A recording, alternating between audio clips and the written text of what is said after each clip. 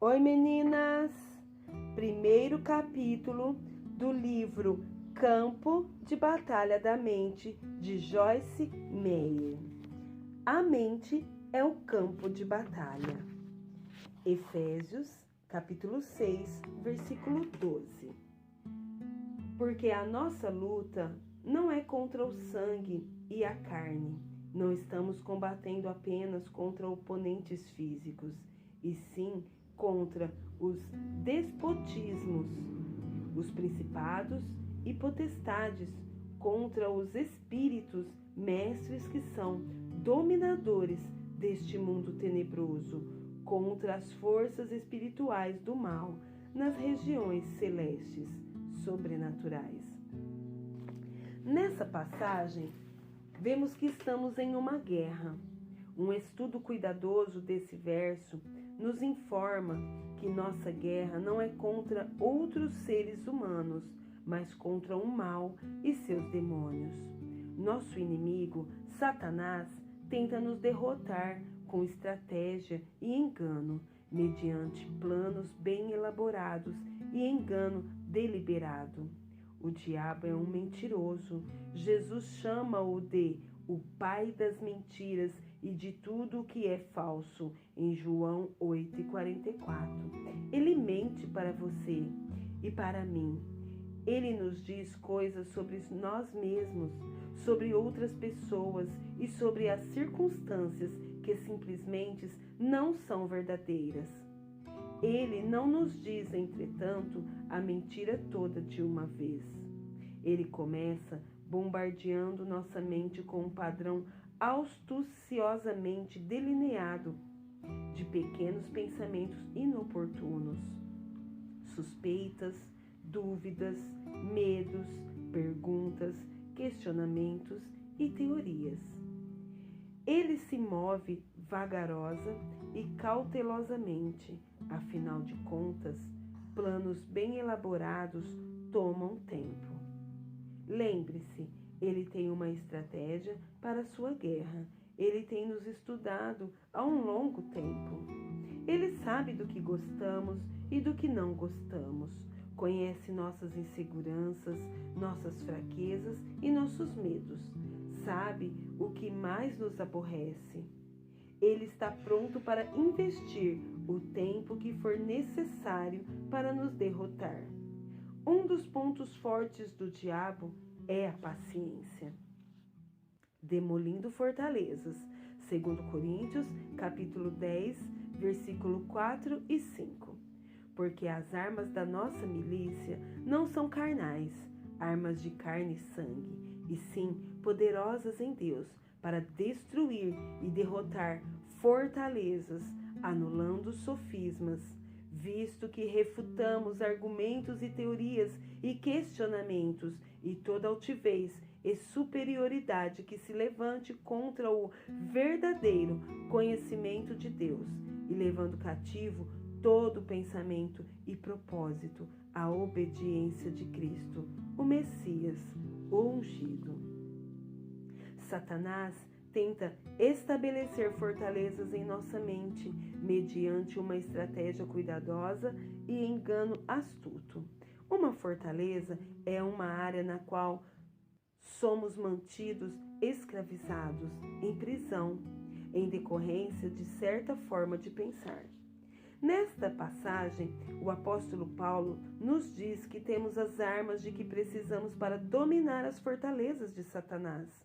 Aprenderemos mais sobre essas armas mais tarde, mas agora, note que estamos mais uma vez engajados em uma guerra, a guerra espiritual.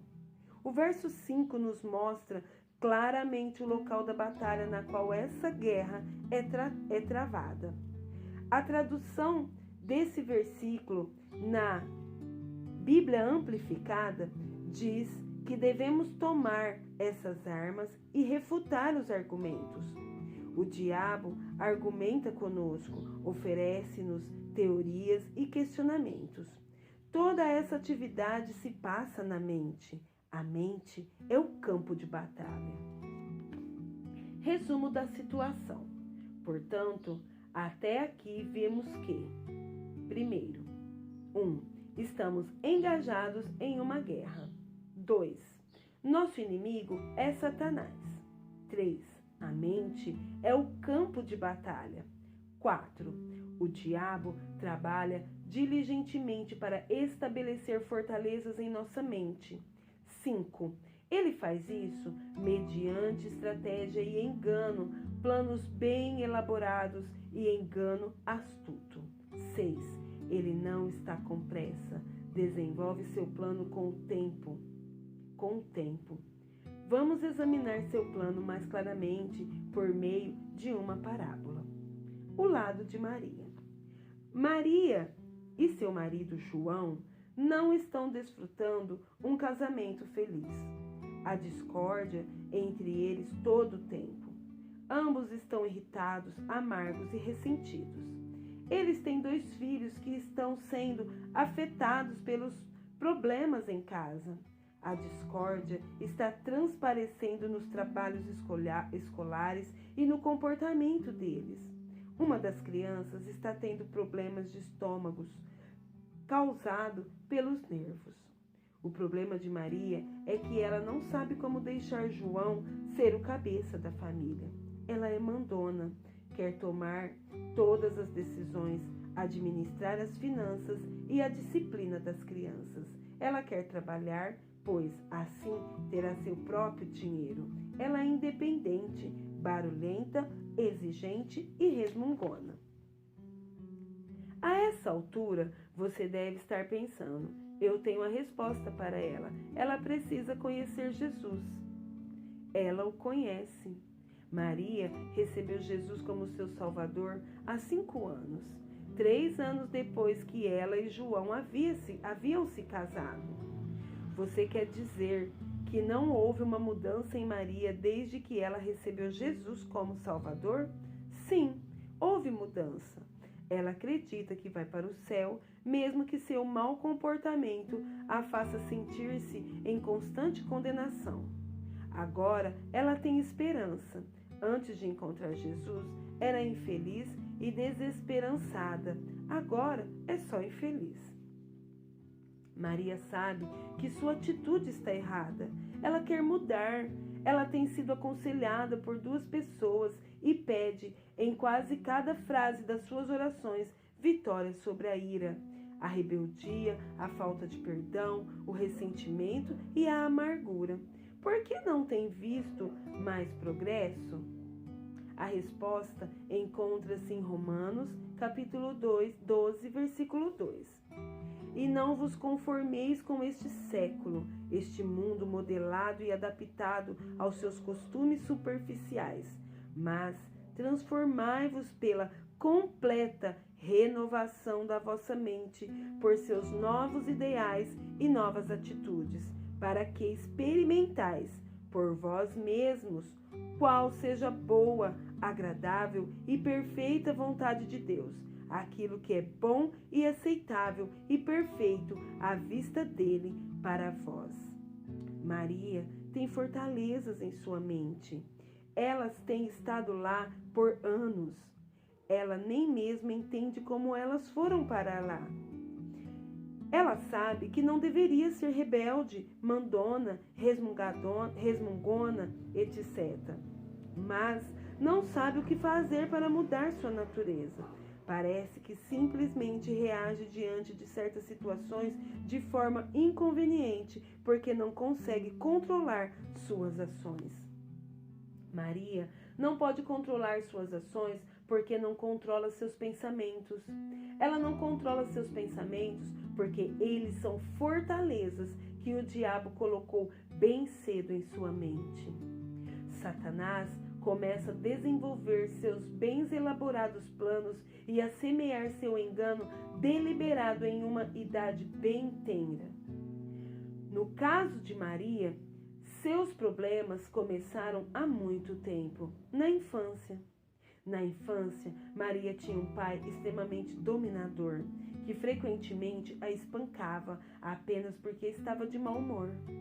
Se ela fizesse um movimento errado, ele descarregava sua ira nela. Por anos, ela sofreu sem nenhum auxílio, enquanto seu pai a maltratava, bem como sua mãe. Ele era desrespeitoso de todas as maneiras para com sua esposa e sua filha. O irmão de Maria, entretanto, era perfeito. Parecia que era favorecido apenas porque era menino.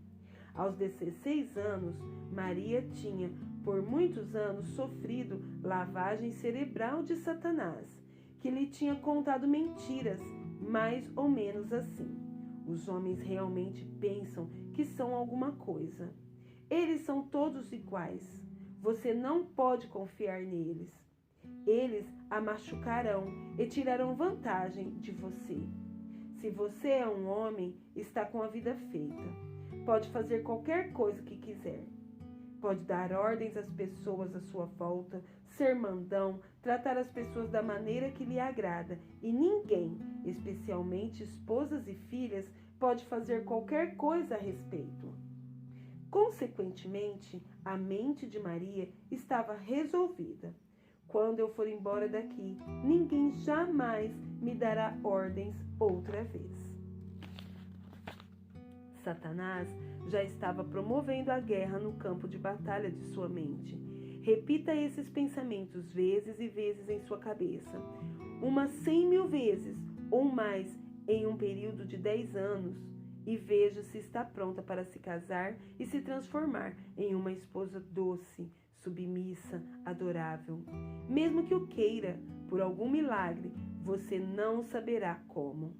Esse é o tipo de confusão na qual Maria se encontra hoje. O que ela pode fazer?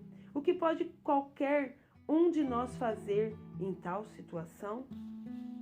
As armas da palavra. João, capítulo 8, versículo 31 e 32. Se vós permanecerdes na minha palavra, se vós agarrardes com força aos seus ensinamentos e viverdes de acordo com eles, sois verdadeiramente meus discípulos, e conhecereis a verdade, e a verdade vos libertará. Aqui Jesus nos diz como devemos ganhar a vitória sobre as mentiras de Satanás. Nós devemos ter o conhecimento da verdade de Deus em nós, renovar nossa mente com sua palavra e, então, usar as armas de 2 Coríntios, capítulo 10, versículo 4 e 5, para destruir fortalezas e toda altivez e superioridade que se levantam contra o conhecimento de Deus. Essas armas consistem na palavra recebida por meio da pregação, ensino, livros, gravações, seminários e estudo individual da Bíblia. Mas nós devemos habitar, continuar na palavra até que ela se torne revelação dada pela inspiração do Espírito Santo. É importante continuar.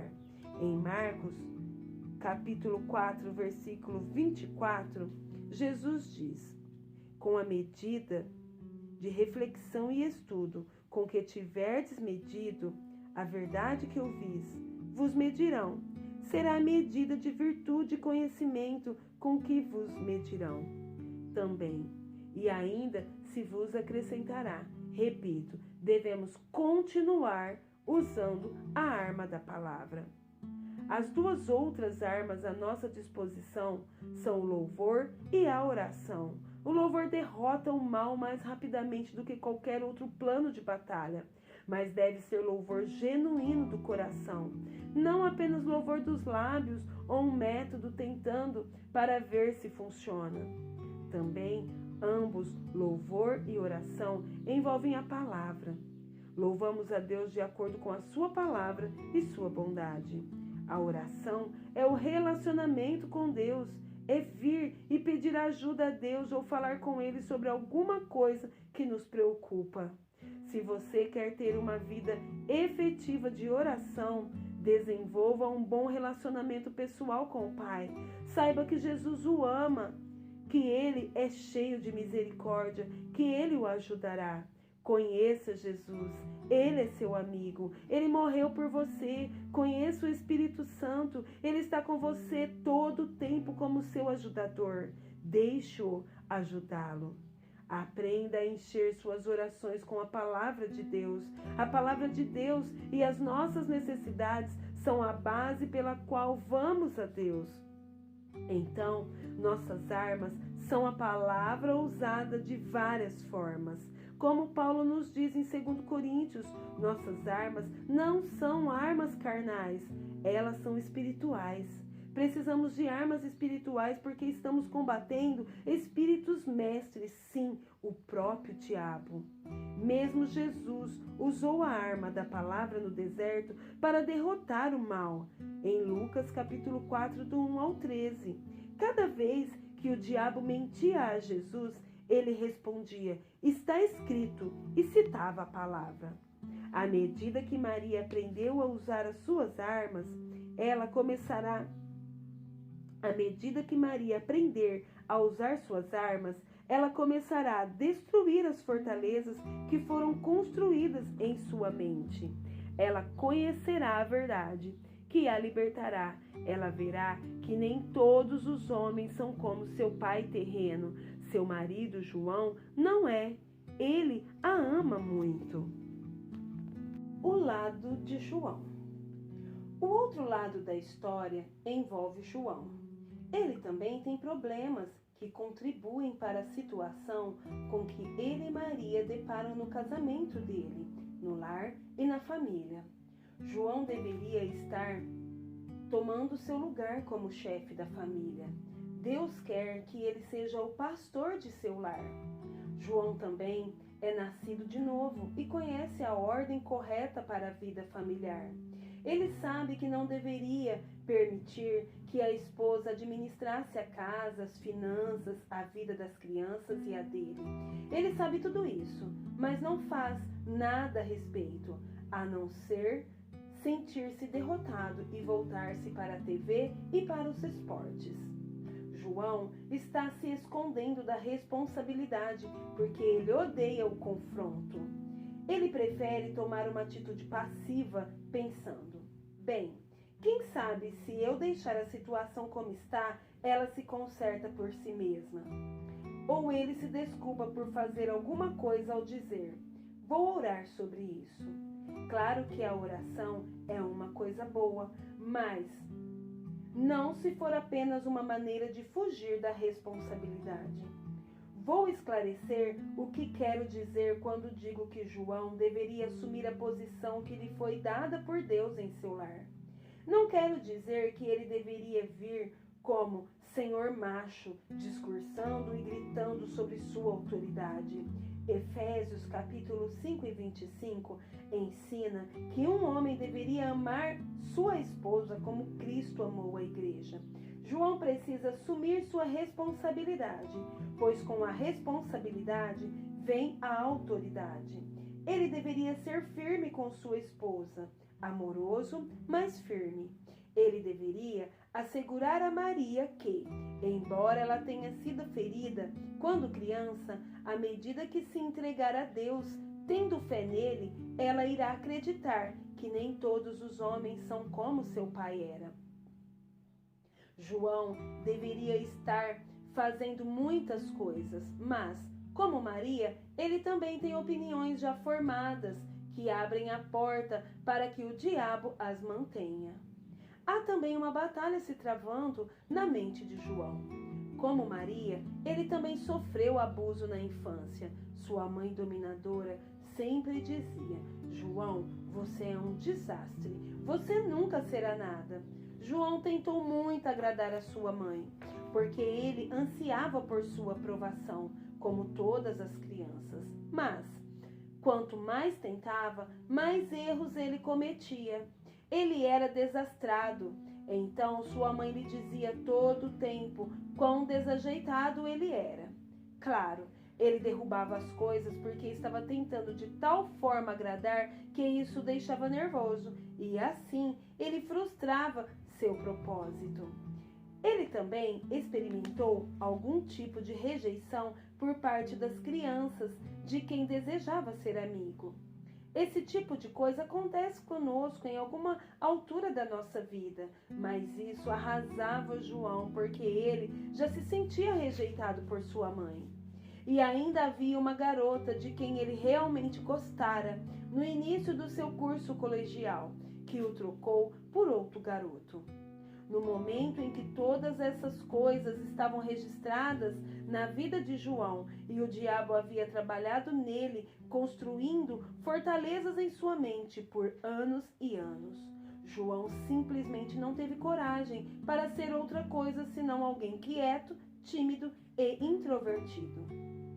João é uma pessoa apagada que simplesmente prefere não atrair atenções. Por anos, ele tem pensamentos em relação a si próprio, mais ou menos assim. Não faz sentido dizer a ninguém o que você pensa. Ninguém ouvirá mesmo. Se você quer que as pessoas o aceitem, precisa apenas concordar com o que quer que elas queiram. As poucas vezes em que ele tentou dar sua opinião sobre um assunto, pareceu-lhe que sempre acabava perdendo. Então, finalmente, decidiu que o confronto não valia a pena. Eu vou perder de qualquer forma no final, ele raciocinava. Então, por que começar qualquer coisa? Qual a resposta? O Espírito do Senhor está sobre mim, pelo que o ungido, o Messias, me ungiu para evangelizar, pregar as boas novas a os pobres, enviar-me para proclamar libertação aos cativos e restauração da vista aos cegos, para pôr em liberdade os oprimidos, os tiranizados, machucados, esmagados e quebrados pela calamidade, e apregoar o ano aceito e aceitável do Senhor, o dia quando a salvação e os favores graciosos de Deus abundam profusamente.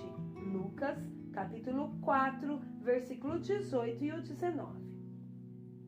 Com os problemas conflitantes de João e Maria, não é muito difícil imaginar como é o lar deles. Lembre-se, eu disse que havia muita discórdia nele. Discórdia nem sempre é guerra. Muitas vezes a discórdia é uma propensão oculta de ira no lar que todos sabem que está lá, mas ninguém trata dela. A atmosfera no lar é terrível e o diabo ama isso. O que acontecerá a João e a Maria, bem como a seus filhos? Eles conseguirão? Eles são cristãos. Seria uma vergonha ver o casamento fracassado e a família arruinada. Então, isso é da conta deles. João, capítulo 8, versículo 31 e 32, será a passagem bíblica chave na decisão deles.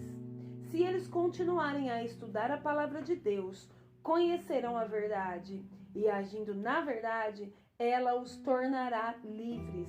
Mas eles devem encarar a verdade sobre eles mesmos e sobre o passado deles, à medida que Deus a revela a eles. A verdade é sempre revelada por meio da palavra, mas, tristemente, as pessoas nem sempre a aceitam. É um penoso processo encarar nossas falhas e lidar com elas. De forma geral, as pessoas justificam o mau comportamento. Elas permitem que seu passado e o modo como elas foram criadas lhes afetem negativamente o resto da vida. Nosso passado pode explicar por que nós estamos sofrendo, mas não devemos usá-lo como desculpa para permanecermos escravos dele. Ninguém tem desculpa, porque Jesus está sempre pronto a cumprir sua promessa de libertar os cativos. Ele nos conduzirá à linha de chegada da vitória em qualquer área, se estivermos prontos para caminhar toda a estrada com Ele. A saída. Não vos sobreveio, não tomou conta de vós tentação, nenhuma provação que incite o pecado, seja como for, que tenha vindo ou para onde leve, que não fosse humana, isto é, Nenhuma tentação ou provação veio a vós que estivesse além da resistência humana e que não fosse ajustada e adaptada e que não pertencesse à experiência humana, de tal forma que um homem pudesse suportar. Mas Deus é fiel à sua palavra e à sua natureza misericordiosa, e não permitirá que sejais tentados e provados além das nossas forças, habilidade e força de resistência e poder para resistir. Pelo contrário, juntamente com a tentação, sempre vos proverá livramento, uma forma de escapar para um lugar de repouso, de sorte que sejais capazes e fortes e poderosos para que a possais suportar. 1 Coríntios, capítulo 10, versículo 13. Espero que você veja nesse exemplo de parábola como Satanás toma nossas circunstâncias e destrói fortalezas e constrói fortalezas em nossa vida. Como ele trava a guerra no campo de batalha da mente. Mas, graças a Deus, nós temos armas para destruir as fortalezas. Deus não nos abandona e nem nos deixa desamparados. A primeira carta aos Coríntios 10:13 nos promete que Deus não permitirá que sejamos tentados além do que nós podemos suportar, mas com cada tentação Ele também providenciará a saída, o escape. Pede de maioria de nós, de uma forma se dificultar. Seus problemas são internos, em seus pensamentos e em suas atitudes. Seu comportamento externo é apenas um resultado da sua interior.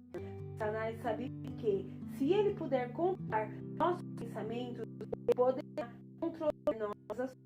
Se ele tem algumas importantes fortalezas em sua vida que precisam ser quebradas, deixe encorajá-lo dizendo: Deus está ao seu lado. Uma guerra se desenrolando, sua mente é uma batalha, mas a boa notícia é que Deus está do seu lado.